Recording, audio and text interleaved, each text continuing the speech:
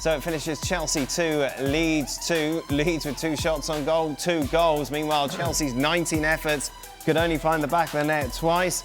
Taking a look at what that means, Chelsea, of course, very much in the hunt to finish in a Champions League spot. Currently, they sit 5th in the table. Nathan and Robbo are still with us. Robbo, this is a weird game to look back at, really, because Chelsea did everything right, but win it, if that makes sense. Well, in the first half they did. The first 60 minutes, they were miles better than Leeds. They played some really good football.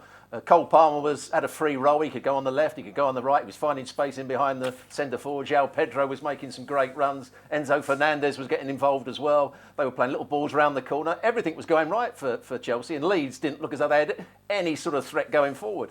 And it all changed with the penalty. And suddenly Leeds started getting balls in behind, and the 2 young centre-halves couldn't deal with it. And they brought on Harto at half-time, the left-back, and they didn't deal with 2 or 3 balls that were played over the top and through a couple of balls that were played up to the front players. And suddenly Chelsea started to panic. Then, when Leeds got to 2-2, they dropped off and allowed Chelsea to play again. And Neto produced a couple of brilliant crosses that nearly went in at the far post. Obviously, that miss by Palmer. Chelsea deserved to win it, there's no doubt about that, because really Leeds only had about a 15-minute period in the game. But it's a wasteful evening for Chelsea. Yeah, wasteful, a good way to describe it, considering what the chances they had in the first half. Yeah, but when you let teams in with silly challenges, I mean, you see Caicedo gets a lot of praise, and rightly so, does a lot of things well, but he does a lot of rash stuff. Fortunately for him and Chelsea, most of the rash stuff he does is in the middle of the park. But that's the kind of challenge he goes in for a lot. And when you go in for those kind of challenges in the penalty area, you're running a huge risk, particularly in the game that you're winning 2-0, when you don't need to do that and you've got a defender there. It's not last-minute desperation. You don't have to dive in. And that's the little things that he does, along with his discipline at times. I think that he's still, he's a great player, but there's still facets of his game that he needs to brush up on. And sometimes that decision-making, and he's a brilliant winner of the ball back in the middle of the park. He is. But that doesn't make you a brilliant winner of the ball back in the penalty area. That's where you really have to use your head and think a bit more about lunging into challenges. And that really, as Robbo said, got Leeds back up and running and put Chelsea back, as the subs came on, put Chelsea back on the back foot just a little bit, a back foot that they were never on at any point up until the penalty. So bad decision making, and then a little bit of nerves, and then a bit of good spell from Leeds. Daniel Farke made some changes, bit of pace and power about the game, and Chelsea threw away, which looked like at one point it was going to be a pretty comfortable 3 points. Manchester City did the right thing, they get rid of that Cole Palmer, Nathan. Oh, it's rubbish, especially with an open goal from 2 yards out. That's why they need to get rid of him. It's nonsense. But yeah, it's good to see him back and in better health. And obviously he's scored 3 penalties in 2 games. But the fact that he's stepping up with the confidence and doing it, and it seems like his link up with João Pedro is going pretty well so far. They did well in the Champions League a couple of weeks ago, and you can see that they're kind of on the same wavelength. But that miss there, with all due respect to Cole Palmer, he looks like his special subject is football in terms of his mind and the way he talks. And him just wrapped up in the net looking all confused is basically that's just such a great picture to just explain just him. The fact that he wasn't able to finish that sums up that game for Chelsea. They should obviously have won. Should never have been 2-2. And they should have just had that as a tap in to see things through. But I suppose that's the Chelsea way. Make it as tricky and as confusing as possible going forward. I dare say, if he plays for another 10 years, and he scored some great goals, obviously. Free kicks, top corner, you name it.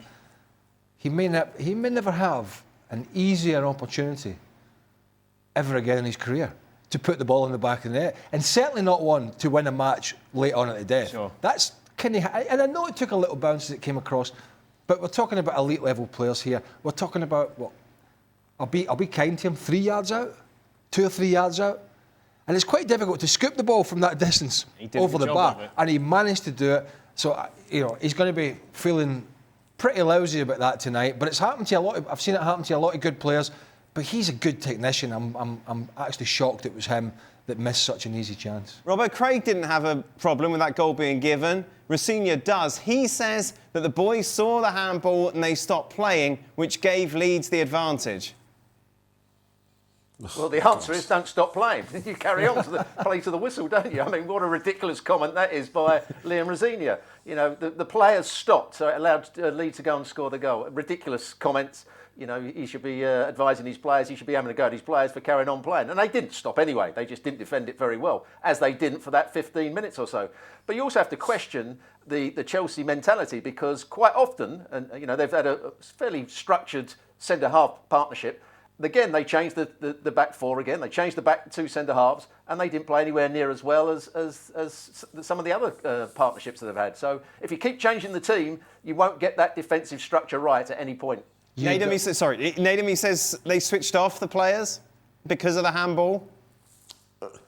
Let's be honest. Like, everybody that's played pro, played wherever, you know, played in a park, played jumpers for goalposts. People say play to the whistle. So I think the fact that, like, the manager of a Premier League team is saying the reason he shouldn't have been given is because his players stopped because they thought it was handball is, like, it's a bit ridiculous. I don't get the quirkiness of what he's trying to say in this instance, because the players will know that they can't do that. And ultimately, like, the ref didn't make the decision, so just play on.